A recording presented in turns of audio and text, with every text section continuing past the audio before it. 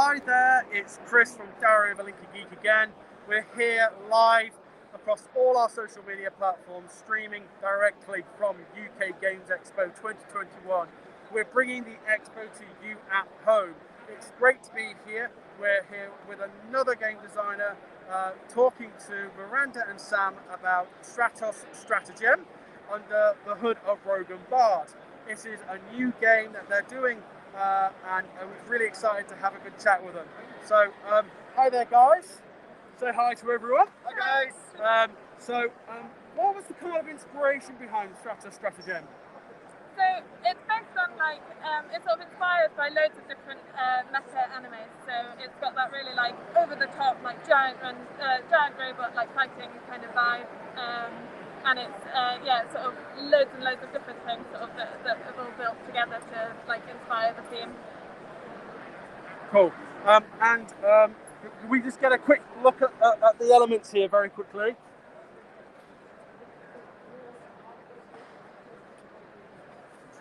So how's it play in the stands for gameplay mechanics and things then? So at the moment we've got a two-person game set up. Players take it in turns to either take the opponent base, gain control of as much land as possible, or to completely wipe out all of the opposing units. So players take it in turns to go through each of the phases of the game. So each turn consists of a production phase. This is a little bit small. Mobilization, combat, entrenchment, and manufacture.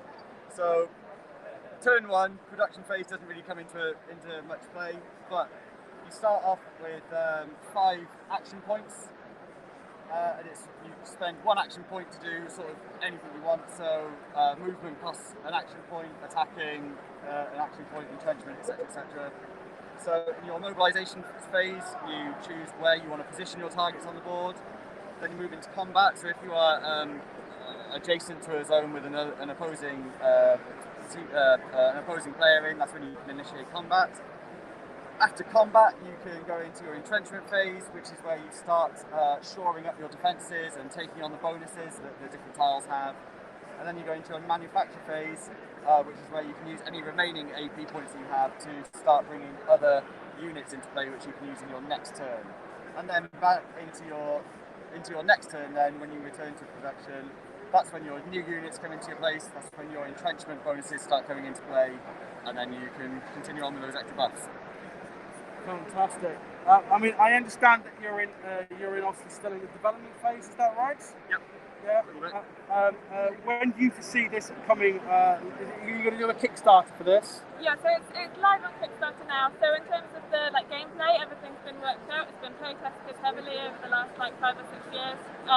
It's only there's a few little design tweaks here and there that we're still looking to make. But it's live on Kickstarter now. We put it on about 3 days ago, and there are still early bird backing slots left if anyone wants to grab a deal on one of those.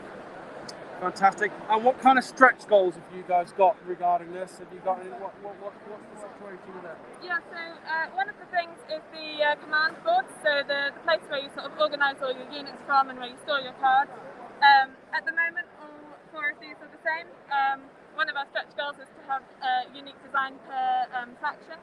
So the game's got a little bit of backstory. There's sort of 4 factions of the human race left, and they're all sort of at war over the space colonies. So with that stretch goal, we then have a uniquely designed board for each faction with some more artwork on there. One of our other stretch goals is to increase the quality of the cards. So we have silver gilded cards that are sort of a bit more spacey sort of looking. What else we got? I think the biggest thing we'd like to see, I think, is 3D models, but I think that is a little bit of a way off, isn't it? Yeah. Honestly. So yeah, at the moment we do have STLs of the little mechs built already, but it's just basically getting those produced. Right, okay. That's fine. So if I remember correctly, an STL is the digital 3D model. Yes. Yeah. Does that mean if people wanted them, they could 3D print their own models to make the files available? Yeah, absolutely. Yeah, that is something that we're looking to do, is to make the files available for everyone that backs the Kickstarter. So we're still working on That's a great idea. I love that. And if that's a Kickstarter level, then sign me up already. Because let's face it, who doesn't like mech models? Yeah. I mean, one thing that really grabbed my attention about this is the artwork. I mean, can we just have a quick focus on this? The artwork's beautiful. Who was involved in this? We commissioned a woman in Japan who drew the artwork for us. So it's quite, she's obviously got like a good background in this style of art, and I think she has done an incredible job. So this image here that you just showed is our sort of main one. That's the one that's going on the box. But she's also done another image for us, which is fantastic. And one of the tiers of our Kickstarter is that image on a t-shirt. We also do a poster of this image. And what was the other one? We're going to do stickers as well. That's the other thing. Yeah. So some of these like smaller mechs are probably going to turn into little vinyl stickers along with the logos, the main Stratos logo, which we're thinking of doing much like we've got on the card here, where it's in like metallic and shiny. So we're going to think of doing those for that logo, and also the different faction logos as well. Yeah. No, that's really great. I mean, I know we've got some people watching now, so if you are live and watching and you've got any questions for the guys, do feel free to mention it now. If not, and they come through later, the guys will happily answer any questions later on the stream after the expo. So don't feel pressured into putting any questions now. But if you're rewatching this, because we do get a lot of rewatch, they'll have more than. I'm sure you're more than happy to answer any questions that I might pop on it. I mean, we tagged your website, but obviously we can share the video with you as well. Just tell me a little bit about your unique relationship about Rogue and Bard then, because I know Rogue and Bard, specialise in tools and accessories. How did this come about with the game? So a couple of years ago, me and my friend RJ started Rogue and Bard. I'm the Rogue, he's the Bard. The basic premise is to try and make playing D&D easier for the players. So the main thing that we've gone and done is taken that A4 character sheet, cut it in half, stapled it together, turned it into an A5 character journal, which we've got here. That's cool. So this is 4 character sheets worth of information in one booklet. Oh, fantastic. So that's basically Rogue and Bard. There are a few other products we've got here, like a whiteboard, and then bundles of the books with the whiteboards. But generally, it was a case of, I'm friend with Miranda's husband. I sort of was a part of this early on, and then when we sort of decided that we wanted to start branching out into making our own games as well as making accessories for other games, we decided to kickstart this thing. Fantastic. No, that's great. So it's live now. Yep, it's live now. What's the retail? What's the base level to get a copy of the game to back this? So it's £50 for just the game itself.